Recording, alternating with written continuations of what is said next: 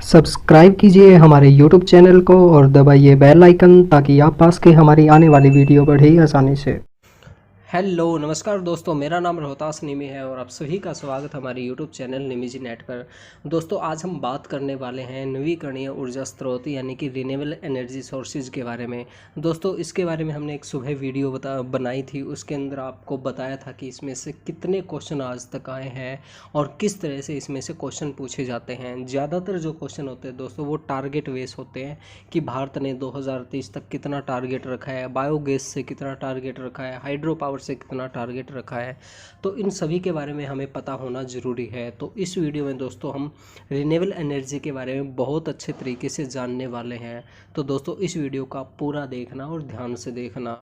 दोस्तों मई 2021 एग्ज़ाम के लिए आप हमारा स्पेशल होली ऑफर ज्वाइन कर सकते हैं। केवल 499 रुपये में आप पेपर फर्स्ट की अच्छे से तैयारी कर सकते हैं।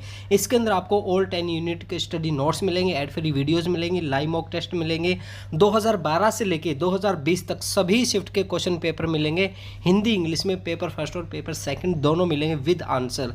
और दोस्तों इसके साथ साथ आपको 2012 से लेकर 2020 तक यूनिट वाइज क्वेश्चन मिलेंगे। इसे आप बिल्कुल आसानी से पता लगा सकते हैं कि ऐसे कौन से क्वेश्चन है जो बार बार रिपीट होते हैं।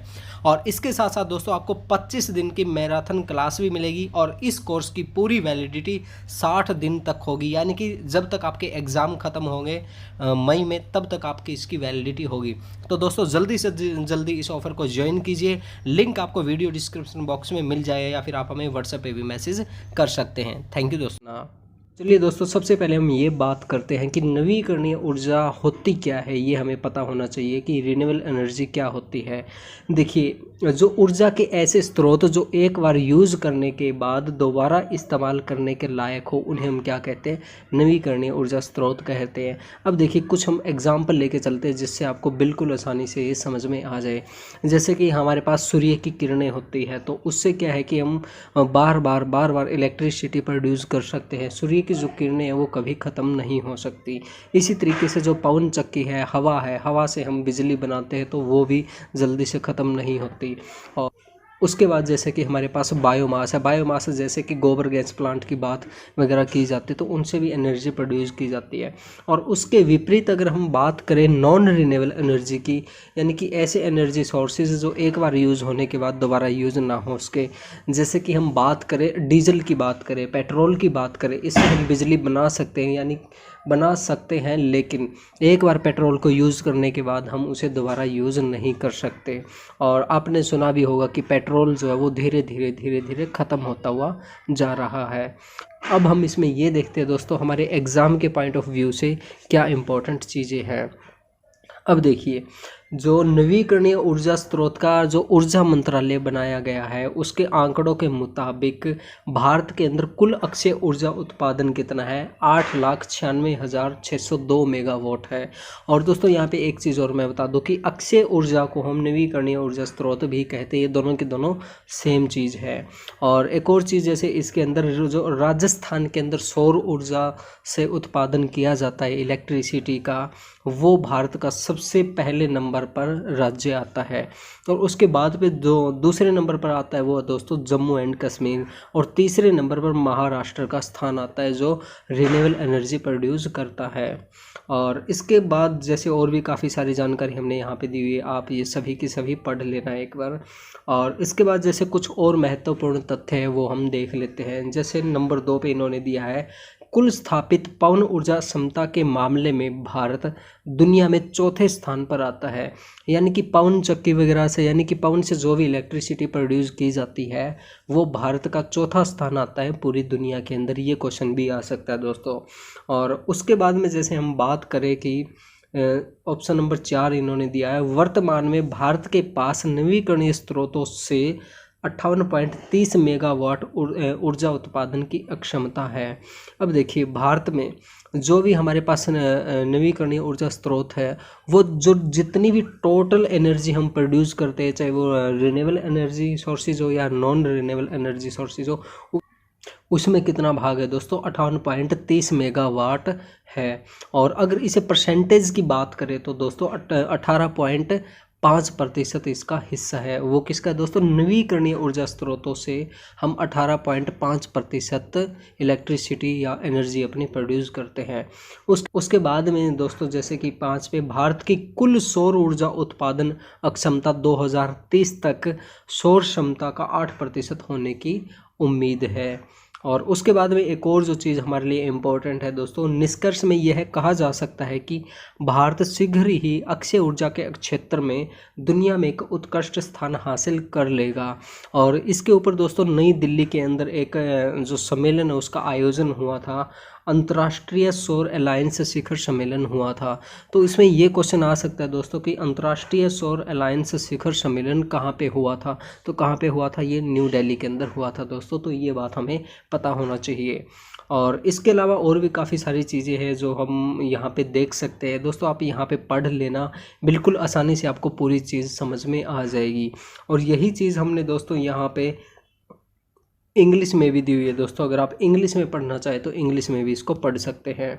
और उसके बाद कुछ और मेन पॉइंट है वो भी हम देख लेते हैं। अब देखिए इसमें एक और इम्पोर्टेंट पॉइंट है वो हम देख लेते हैं। देखिए 2019 के अंदर जो काउंटिंग वगैरह की गई थी तो उसमें क्या निकल के आया था कि भारत की कुल बिजली उत्पादन, यानी कि जो इलेक्ट्रिसिटी प्रोड्यूस करते हैं भारत के अंदर टोटल, उसका मिश्रण क्या है वो इन्होंने बताया था कि अक्षय ऊर्जा यानी कि रिन्यूएबल एनर्जी का जो हिस्सा है वो कितना है? 35% है। कोयले का कितना है? 55% है। परमाणु ऊर्जा से हम इलेक्ट्रिसिटी अभी 2% बना रहे हैं। और छोटे हाइड्रो और अन्य स्रोतों से 8% इलेक्ट्रिसिटी प्रोड्यूस की जाती है। तो दोस्तों ये भी हमें पता होना बहुत ज़्यादा ज़रूरी है, इसमें से क्वेश्चन आ सकता है। और इसके अंदर जैसे कि हम बात करें यहाँ पे एक और, हाँ ये जो क्वेश्चन है दोस्तों, ये क्वेश्चन आया था हमारे पहले एग्जाम में आ चुका है। इन्होंने पूछा हुआ था कि 2027 तक नवीकरणीय ऊर्जा स्रोतों से बिजली की कुल अक्षमता कितनी है, वो इन्होंने पूछी हुई थी। तो दोस्तों इसका आंसर 57% था। तो ये चीज़ हमें ध्यान में होना ज़रूरी है। उसके बाद दोस्तों 2027 के ब्लूप्रिंट के अनुसार भारत का लक्ष्य नवीकरणीय ऊर्जा स्रोतों से कितना है दोस्तों? 275 गीगावाट है। और 72 गीगावाट पन बिजली से है। और 15 गीगावाट दोस्तों परमाणु ऊर्जा से है। और अन्य स्रोतों से कितना है दोस्तों? 100 गीगावाट इन्होंने दिया हुआ है। तो दोस्तों ये भी आप थोड़ा ध्यान में दे लेना, क्योंकि इसमें से क्वेश्चन आने की पूरी संभावना है। और दोस्तों अगर आप इंग्लिश में पढ़ना चाहें तो ये इंग्लिश में भी पढ़ सकते हैं। ये देखिए, ये जो ऊपर दिया हुआ है हमने, ये पूरा इंग्लिश के अंदर दिया हुआ है और नीचे हमने हिंदी में दे रखा है। और आगे हम देखते हैं दोस्तों, आगे इसके अंदर और क्या चीज़ें हैं। देश की कुल बिजली उत्पादन क्षमता में अक्षय ऊर्जा का हिस्सा 2022 तक बढ़कर 18% तक पहुंच जाएगा। और अभी कितना दोस्तों? ये 7.8% तक है। और आगे देखिए दोस्तों, अक्टूबर 2019 तक जो भी काउंटिंग वगैरह हुई थी उसके अनुसार क्या है कि भारत के पास 31 मार्च 2030 तक 450 गीगावाट का नवीकरणीय ऊर्जा स्रोत लक्ष्य रखा गया है। तो दोस्तों ये चीज़ हमें ध्यान रखना बहुत ज़्यादा ज़रूरी है। पहले जो ये लक्ष्य था दोस्तों वो था 350 गीगावाट था, और अब कितना हो गया? 450 गीगावाट हो गया। ये हमें चीज़ ध्यान में रखना ज़रूरी है। और उसके बाद में दोस्तों ये जो क्वेश्चन है दोस्तों, इसमें से करीब 4 से 5 बार क्वेश्चन आ चुके हैं। इस पॉइंट को हम अच्छे से देखते हैं। भारत सरकार ने नवीकरणीय ऊर्जा स्रोतों द्वारा वर्ष 2022 तक 175 गीगावाट ऊर्जा उत्पादन का लक्ष्य निर्धारित किया है। ये क्वेश्चन दोस्तों पहले आ चुका है कि 2022 तक कितना लक्ष्य निर्धारित किया गया है दोस्तों। तो इसका आंसर है 175 गीगावाट निर्धारित किया गया है। और उसके बाद दोस्तों जो 175 है वो डिवाइड किसके अंदर किया गया है वो हम देख लेते हैं। इसके अंतर्गत 60 गीगावाट पवन ऊर्जा से, 100 गीगावाट सौर ऊर्जा से, 10 गीगावाट वायु ऊर्जा से और 5 गीगावाट छोटे जल विद्युत ऊर्जा संयंत्रों का निर्धारित किया गया है।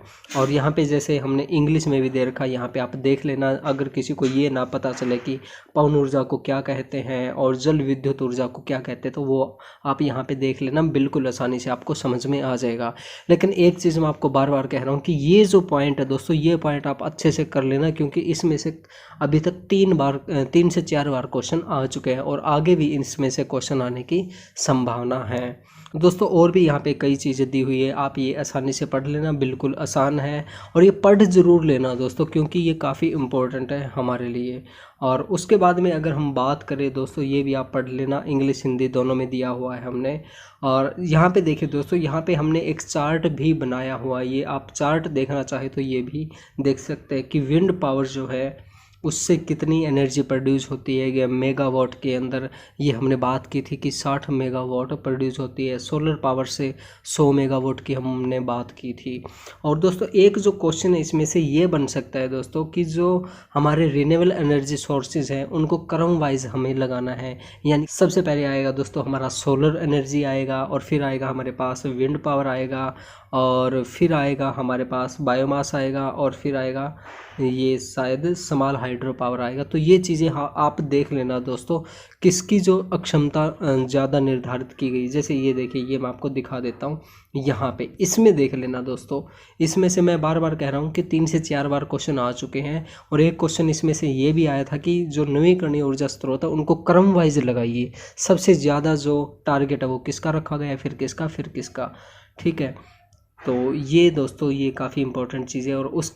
और दोस्तों अगर आपको ये PDF नोट्स चाहिए तो आप हमारा पेड ग्रुप ज्वाइन कर सकते हैं। उसके अंदर हम आपको सभी 10 यूनिट के PDF स्टडी नोट्स देते हैं, प्लस में हम आपको 2012 से लेकर 2019 तक ओल्ड पेपर क्वेश्चन देते हैं। और उसके बाद दोस्तों अगर हम बात करें कि सभी सोर्सेज की मिला के चले, यानी कि वो रिन्यूएबल हो चाहे नॉन रिन्यूएबल हो, तो उनसे कितनी एनर्जी प्रोड्यूस होती है तो वो भी यहाँ पे दी गई है। जैसे कि कोयले से कितना है, 54% है, और लार्ज हाइड्रो से है 12% है, गैस से कितनी होती है, 6.90 होती है। तो ये चीज़ें भी आप ध्यान में दे लेना दोस्तों।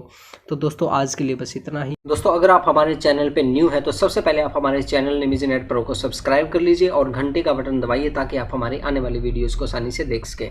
और दोस्तों अगर आपको 2012 से लेकर दिसंबर 2019 तक सभी शिफ्ट के पेपर फर्स्ट और पेपर सेकंड चाहिए, प्लस में एड फ्री वीडियो चाहिए, कंप्लीट स्टडी नोट्स चाहिए, और मोस्ट रिपीटेड क्वेश्चन के बारे में पता करना है, तो आप हमारी ऐप निमिजी नेट, ये येलो कलर में जो आइकन है, ये डाउनलोड कर सकते हैं। और अगर आपको 1100 प्लस लाइव मॉक टेस्ट चाहिए पेपर फर्स्ट और पेपर सेकंड के, तो दोस्तों आप हमारी ये ऐप ग्रीन वाली इंस्टॉल कर सकते हैं। दोनों के दोनों ऐप दोस्तों प्ले स्टोर के अंदर है, आप निमिजी नेट सर्च करना, दोनों ऐप आ जाएगी। और या फिर आप हमारे वीडियो डिस्क्रिप्शन बॉक्स में लिंक दिया हुआ है, वहाँ से भी आप ये ऐप इंस्टॉल कर सकते हैं।